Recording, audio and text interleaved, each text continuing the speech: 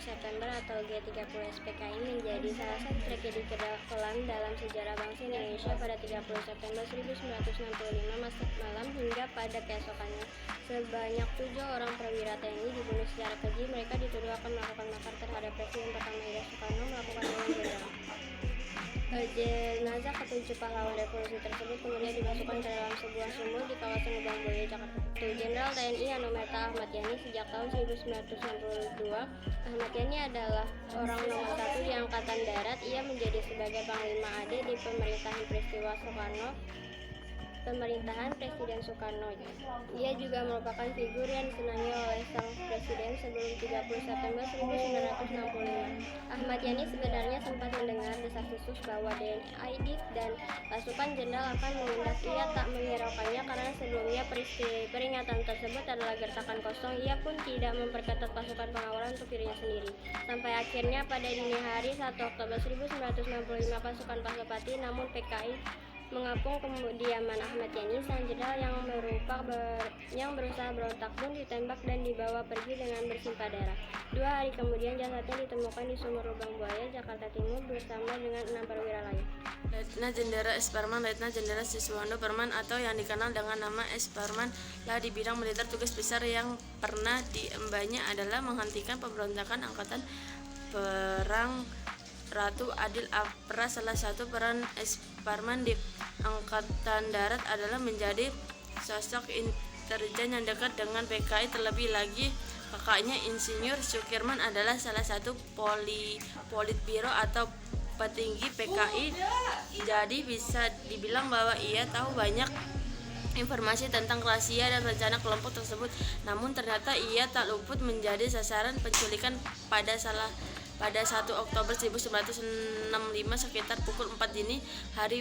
Kediamannya dikepung oleh pasukan Cakrabirawa. Ia kemudian ditembak mati dan tubuhnya dibuang di Lubang Buaya. Mayor Jenderal Sutoyo Siswomiharjo seperti kawan-kawannya ia disergap oleh pasukan Cakrabirawa dini hari pada 1 Oktober 1965.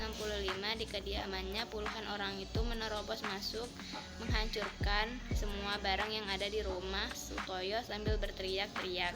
Sutoyo pun memilih untuk tidak melawan agar koran yang dilakukan tidak semakin menjadi-jadi. Ia pun dibawa oleh pasukan yang mengaku sebagai pengawal Presiden Soekarno tersebut. Keluarga yang ditinggalkan panik dan bingung karena tidak tahu sang kepala keluarga itu di mana. Namun akhirnya pada tanggal 3 Oktober 1965 berita buruk itu datang. Sutoyo Siswomiharjo yang merupakan jaksa utama militer pada saat itu ditemukan bersama 6 orang lainnya dalam kondisi meninggal dunia di Lubang Buaya. Letnan Jenderal R. Suprapto. Letnan Jenderal R. Suprapto semasa hidupnya ia selalu berdekatan dengan maut, mulai dari menjadi tawanan tentara Jepang hingga ikut angkatan senjata di Ambrawa untuk melawan sekutu. Ia selalu berhasil selamat dari usahanya mempertahankan tanah air. Namun tak ada yang menyangka bahwa ternyata ia harus mati di tangan orang-orang yang dibelanya saudara setanah airnya sendiri. Pada 30 September 1965 Suprapto yang sedang tidur dijemput dari rumahnya oleh pasukan bernama Cakrabirawa. Mereka mengaku bahwa ia dipanggil oleh Presiden Soekarno, namun ia menghilang sejak saat itu. Ia baru ditemukan lagi pada 3 Oktober 1965 dengan kondisi sudah tidak bernyawa di dalam lubang buaya. Suprapto diduga mati karena 11 peluru yang bisa bersarang di tubuhnya. Mayor Jenderal Dipajaitan. Mayor Jenderal Donald Isat Panjaitan juga termasuk dalam sasaran penculikan dan pembantaian. Diduga hal ini terjadi karena Panjaitan berhasil menggagalkan 1 Oktober 1965 sekitar 4.30 WIB ke dalam pasukan PKI menerobos masuk ke dalam bertubi-tubi. Cepat turun jenderal, sahut para penculik mendengar suara tembakan dan kegaduhan tersebut. Panjaitan berusaha mengambil senjatanya, namun sayang pistolnya macet. Pun memutuskan untuk menemui pasukan PKI dengan damai. Panjaitan adalah sosok yang religius. Ia berdoa sejak sambil berharap dengan PKI, namun saat itu juga kepalanya dipukul hingga ia tersungkur dan akhirnya peluru ditembakkan ke arah tubuh sang jenderal di Penjahitan. Bersama dengan Ahmad Yani dan MT Haryono adalah 3 perwira yang dibawa ke lubang buaya dalam keadaan meninggal. Kapten Pierre Tendean Vire Andreas Tendean merupakan perwira TNI yang merupakan keturunan Prancis walaupun masih sangat muda, yaitu 26 tahun. Ia sudah banyak memiliki pengalaman, salah satunya terlibat dalam penumpasan PRRI Iparmasta. Saat itu Pierre Tendean masih menjabat sebagai ajudan dari Jenderal Abdul Haris Nasution. Maka tak heran jika pada saat Oktober 1965 ia berada di kediaman jenderal sasaran PKI tersebut. Dini hari saat Tendean sudah tertidur di kamar belakang rumah dinas Jenderal Nasution, pasukan Cakrabirawa datang menyegrap. Mereka menembak rumah secara bertubi-tubi dan membuat kegaduhan.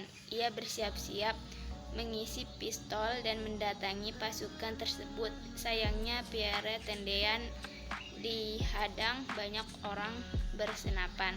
Pasukan Cakrabirawa mengira bahwa dirinya adalah Nasution sehingga mereka membawa Pierre Tendean, sementara sang jenderal berhasil melarikan diri dengan melompati pagar belakang. Sesampainya di lubang buaya, Pierre Tendean pun ditembak mati bersama para jenderal lainnya. Letnan Jenderal MT Haryono Mas Tirto Darmo Haryono adalah seorang letnan jenderal Angkatan Darat. Ia adalah salah satu perwira tinggi TNI yang dibawa ke lubang buaya dalam kondisi telah meninggal dunia. MT Haryono menjadi korban kekejaman PKI dalam usia yang tergolong masih muda, yaitu 41 tahun. Sama seperti Suprapto, ia dijemput paksa oleh pasukan Cakrabirawa pada 30 September 1965 selepas tengah malam dengan dalih dipanggil oleh Soekarno. Ia sempat menyuruh istri dan anaknya untuk segera pergi. Saat hendak merebut senjata salah satu penculiknya, ia justru ditembak hingga mati di dalam kamarnya sendiri. Jasad Haryono pun dibawa dengan truk menuju ke lubang